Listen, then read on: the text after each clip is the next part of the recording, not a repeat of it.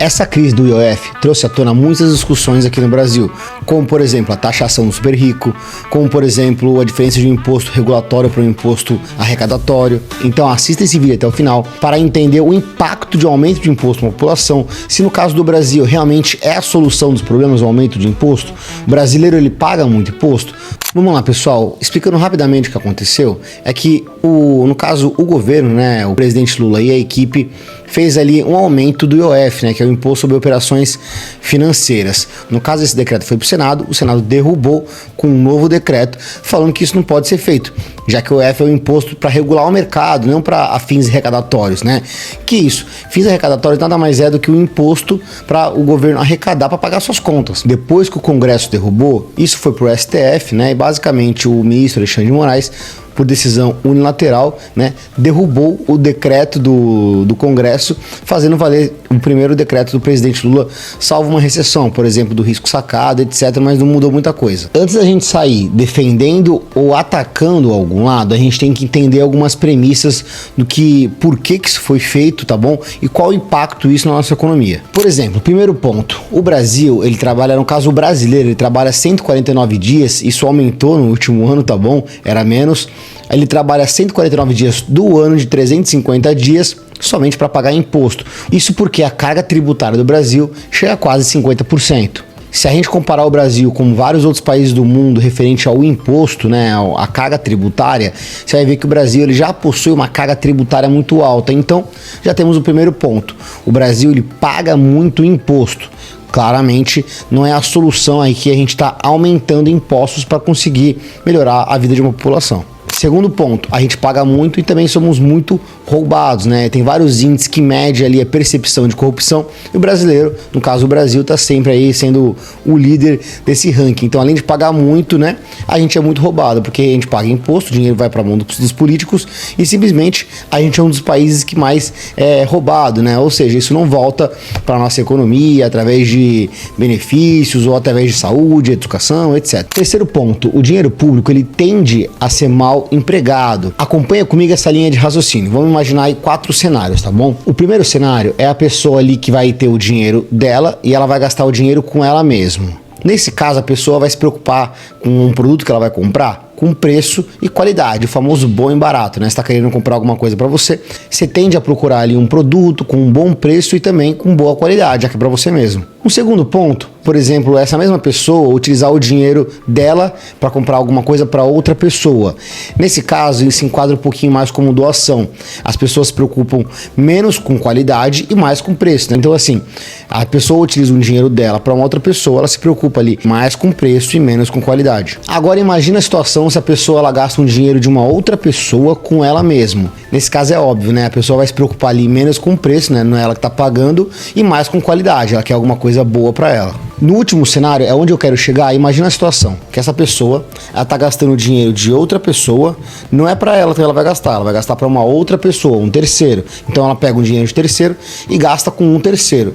Nesse caso, a pessoa não vai se preocupar nem com preço, nem com qualidade. Esse é o quê? O famoso dinheiro público, né? Os políticos gastando dinheiro que não é deles. Entender um pouquinho ali de raciocínio, porque o dinheiro público tende a ser mal empregado, né? Por isso que quanto mais dinheiro público, fora a corrupção que é gerada, ele tende a não ser muito eficaz para estar ajudando, no caso, a população com o que a população precisa, sendo com segurança, saúde, educação, etc. Quarto ponto muito importante e poucas pessoas conseguem entender, que é a economia básica, né? Quando você aumenta o imposto, né, em cima de um produto, mais vai custar esse produto, porque isso vai ser repassado no preço, né?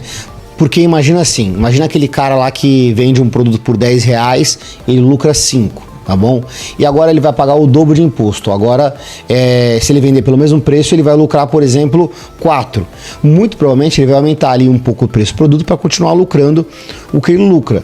É assim que acontece com toda a cadeia produtiva, né? Quando você aumenta o imposto em algo, né, ele vai custar muito mais caro para o consumidor final. Então, isso gera inflação e desincentivo para algumas áreas. 5 pontos, esse aqui é mais específico do IOF, mas também serve para toda a questão do imposto também. No caso do IOF, quase 80% dele, do que é arrecadado com esse imposto, vem do crédito. O que é o crédito? O caso lá, o pequeno, o médio empreendedor que pega dinheiro no banco para investir em outra empresa, começar a produzir produzir mais. Isso incentiva, né, a produção, gera emprego, mais produtos, tende a regularizar a inflação. Se você desincentiva o crédito, você impacta a economia do país, você faz aumentar a inflação, você não incentiva a geração de empregos, etc. Sexto ponto, esse aqui é muito importante, que é a taxação dos super ricos, né? É simples você pensar, vamos taxar ali, por exemplo, os mais ricos do país, que a gente resolve todo o nosso problema. E pessoal, isso não é tão simples assim. Temos alguns motivos. O primeiro, se a gente pegar aí os mais ricos do Brasil, isso dá uma parte muito pequena do que já é arrecadado de imposto, né? São trilhões e trilhões que são arrecadados. Então, se você taxar os super ricos, isso não vai resolver. Ah, mas pelo menos ajuda. Com certeza ajuda. Isso não resolve o problema e, na verdade, cria outro problema, como, por exemplo, a fuga do rico. Geralmente, o cara é rico porque ele é dono de uma empresa. E se ele é dono de uma empresa, ele gera empregos, enfim, ele paga muitos impostos, tá bom? E se simplesmente a gente começa a taxar esses super ricos, né? Sendo na fonte ali, nos bens dele, né? Ou sendo taxar a renda dele, ele simplesmente vai sair do país. E pessoal, não é que a gente acha que isso vai acontecer. Isso tem uma lógica, né? O rico, ele pode ser tudo, tá bom? Ele pode ser mau caráter, pode ser ganancioso, mas ele não é burro. Se começou a taxar mais ele facilmente consegue ir para um paraíso fiscal, ele vai colocar, por exemplo, suas empresas para trabalhar talvez em outro país. E isso não é só uma lógica, isso aconteceu com países. Isso aconteceu na Argentina, como eu vou colocar aqui na tela. Isso aconteceu na França, isso está acontecendo na Inglaterra. Então, isso é meio óbvio. Então, se você tira o dinheiro de um país, isso gera vários outros problemas. Não só, por exemplo, vai aumentar o desemprego, porque a empresa do cara fechar, vai aumentar o desemprego. Vai diminuir a arrecadação de impostos, porque ele está vendendo, ele está pagando impostos para o governo, porque ele está tendo lucro. E o principal também, o dinheiro dele geralmente está no banco, está financiando algum outro investimento, né? Sendo emprestando dinheiro para um banco para ele emprestar para um terceiro, ou sendo emprestando dinheiro para o banco para ele emprestar para você, no caso está fazendo um financiamento imobiliário. Então tem toda uma cadeia que você vai atingir se você fizer esse rico sair do país. E um outro ponto também, as pessoas acreditam que o rico paga menos imposto. Isso não é verdade. Se a gente for ver aqui, as empresas, no caso no Brasil, são uma das que mais pagam imposto do mundo inteiro. Então se a gente for na linha ali, a empresa tem que pagar dividendo na distribuição. Isso eu concordo. Só que a gente não tem que colocar um novo imposto de dividendo, porque, como eu já comentei, o Brasil já paga uma alta carga tributária. A gente pode colocar imposto na distribuição de dividendo, só que a gente tem que diminuir do outro lado. A gente tem que fazer a empresa pagar menos imposto no faturamento, na geração de lucro, pagar menos imposto para ter um funcionário. Você consegue ver aqui em vários gráficos mostrando que o rico paga muito imposto, não só proporcionalmente, mas também em valores absolutos, porque o rico, no caso, ele acaba faturando muito mais. Como eu já falei, geralmente o rico, ele tem uma empresa. Isso tudo levou ali para um sétimo ponto. Então, Nicolas, qual que é a solução, tá bom? Eu vejo algumas aqui para a gente estar incentivando, você falando nos seus grupos, que eu acho que é uma solução que todo mundo fica em linha, independente da sua ideologia. Como, por exemplo, uma reforma tributária, que nem eu comentei a respeito dos dividendos. Você pode taxar dividendos, porém você tem que reduzir o imposto que essa empresa está pagando. Nesse caso, tem um certo benefício. Mesmo se a gente ficar no 0 a 0, tem um certo benefício do caso o empresário deixar o dinheiro na empresa. O dinheiro estando na empresa, ele vai virar negócio, vai virar emprego, enfim, vai ajudar na economia de um país, entendeu? Se você quiser colocar um imposto novo, somente se vier em linha com uma diminuição do imposto e não aumentar a carga tributária que o brasileiro já paga muito. Outras questões o Brasil tem que investir mais em saúde, educação, infraestrutura. Também concordo. A gente pode, por exemplo, tirar de outros lugares, como por exemplo uma reforma administrativa.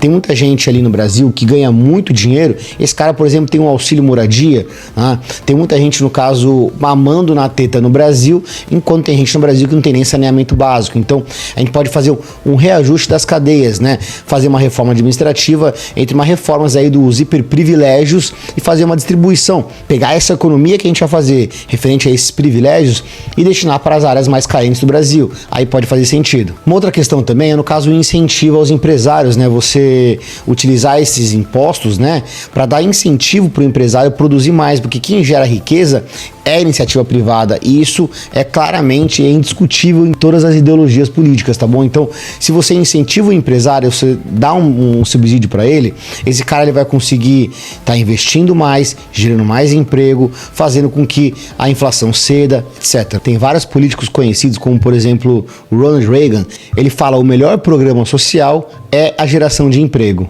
Conclusão, pessoal, isso é óbvio que eles não querem, no caso, taxar os ricos, eles não querem dar o dinheiro para os pobres, eles só querem aumentar a arrecadação. E quanto maior o aumento da arrecadação, vai acontecer tudo que eu falei nesse vídeo. Se você não entendeu, vai desde o começo do vídeo para entender, que é o quê? Aumento do preço de produto. Quem vai sofrer com isso? O pobre. Desincentivo à produção. Quem sofre com isso? O pobre. Então, a pessoa que mais é impactada em um aumento de imposto sempre vai ser a classe baixa, tá bom? Depois a classe média. Por último, se chegar, os ricos, né? Se os ricos não tiverem saído do país ainda, tá bom? Ficou claro também aqui nesse estudo, nesse vídeo, que o brasileiro ele já paga muito imposto e já é muito roubado. Então, mais impostos ainda, com certeza não vai ser a solução dos problemas. Vai ser mais dinheiro na mão dos políticos, que tende a ser mal empregado, que também tende a ser roubado mais, etc.